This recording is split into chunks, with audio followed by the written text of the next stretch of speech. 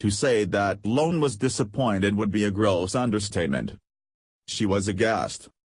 After she had put herself through the agony of detailing the sexual harassment that she'd suffered at her colleagues' hands, the punishment that the man received was a paltry fine of VND $200,000, $8.59.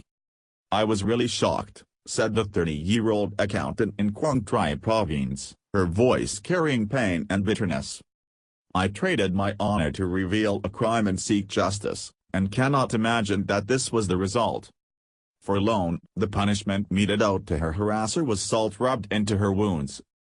Police investigations found that one day in late June, a male colleague took a file to Lone's office where he asked her for a kiss and molested her. The police identified bruises on Lone's lips caused by the male colleague, but there were no signs of disarranged desks and chairs or torn clothes. They concluded that his behavior was not aimed at sex, but only teasing and touching, and fined him VND $200,000. Lone said this penalty would not be a deterrent, and worse still, would discourage female victims of sexual harassment from reporting the crime. Victims will hesitate to report such incidents since they themselves have to endure a lot of pain and prejudice, while the offender faces no significant punishment, she said. "I think the sentence is a joke. It is like mocking the victim," Quat Thursday Hong, director of the Institute for Social Development Studies, ISDS, told VN Express International. "It is absolutely useless in terms of defending the victim's honor, and in terms of protecting her and women in general against such harassment.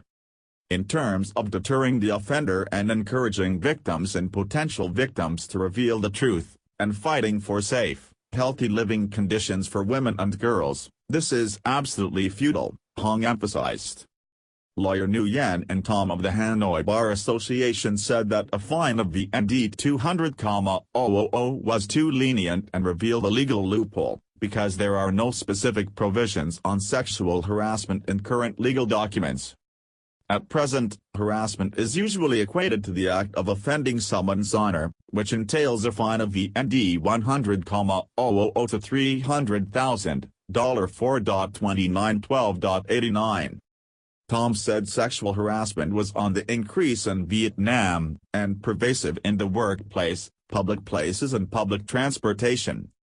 Research has shed light on sexual harassment in the daily life of Vietnamese women.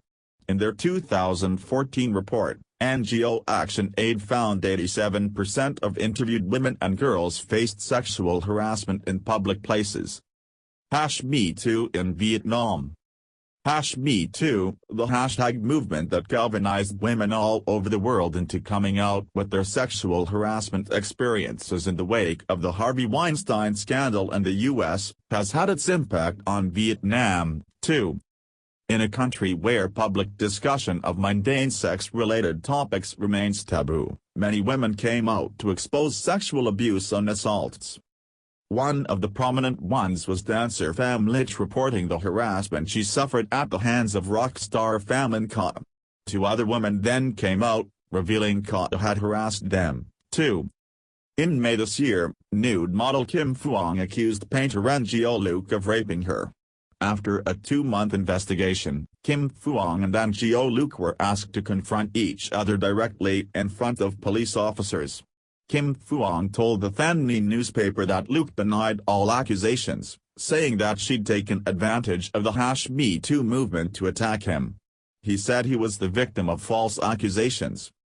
Despite such setbacks, many women throughout Vietnam have shared their stories of harassment and abuse.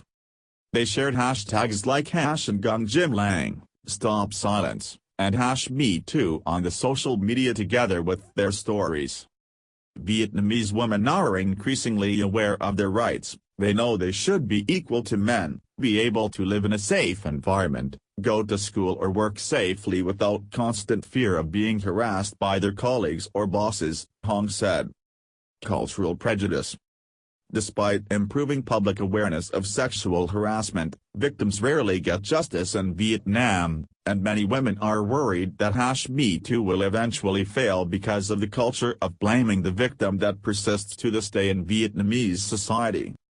Lone, The accountant said that in the wake of her coming out, some rumors began circulating that I had an affair with him, and he could not satisfy my demands, so I made the whole thing up. Some women even said, "It's okay if she is a virgin, but she is divorced, why did she make such a fuss?" Lone said that when the harassment was brought to authorities' notice, she knew she would face public criticism, but she never imagined such malicious comments from women. After the incident, Lone took 2 weeks off work and spent many days crying and could not step outside. "My parents are teachers, they live a disciplined life. Now they have to endure criticism because of me, though I didn't do anything wrong. Fortunately my parents showered me with love and encouragement to help me through the dark days," she said. Hong said it is true that a victim-blaming culture exists in Vietnam. Vietnamese society usually suspects sexual harassment victims of doing something provocative to attract the offenders, she said. Because of this, many victims do not dare to speak up for fear of being blamed by families, friends, colleagues and the whole community. They are always asked, "Why aren't others harassed, but you are?" In such a situation, victims are frightened to come forward, because instead of protection, they get blame. "I think this is the biggest barrier to preventing sexual harassment in Vietnam," said Hong. Another barrier is the legal process, according to a 2017 report by United Nations. It attributed victims' attrition to the lack of evidence of force that police officers usually look for, like tied arms and torn clothes, to conclude that harassment or assault had taken place. Police officers also admitted that if the victim seemed unhurt, they would suggest that the family protects her honor by remaining silent. In Lone's case, as noted earlier, police found no sign of torn clothes and disarrangement of chairs and desks, and concluded that the behavior was aimed at just teasing and touching. Lone has now returned to work, and moved to another position to avoid contact with the molester. "Honestly, I've lost confidence, and I'm still scared and in panic. Every time someone passes by, I get tense, but that's life, I have to go to work. It is good that my female colleagues stand by me," she said. Despite these challenges, Hong is optimistic about #Me Too. "I believe that #Me Too will continue to develop, though the road we have to walk is long.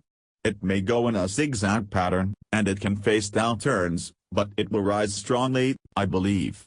I think Vietnamese society has been awakened," she said. But whether the road is long or short will depend on the commitment and efforts of all stakeholders, particularly women. Name of the victim has been changed. The video is sponsored by Ciantronic.com.